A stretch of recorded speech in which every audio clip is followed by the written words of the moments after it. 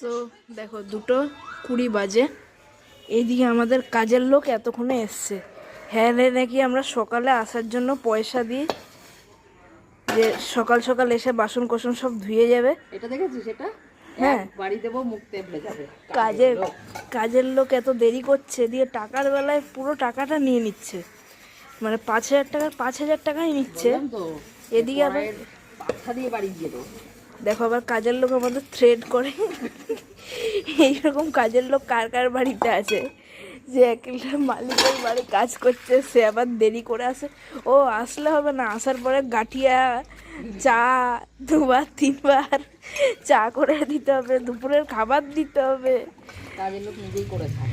হ্যাঁ, তবে এইটুকু শান্তি যে খাবারের মতো ওনার বাহানা নেই। না দিলে করে হ্যাঁ, না, যেটা দেবো সেটাই খায়, তাই তো কাজের লোক। চলো।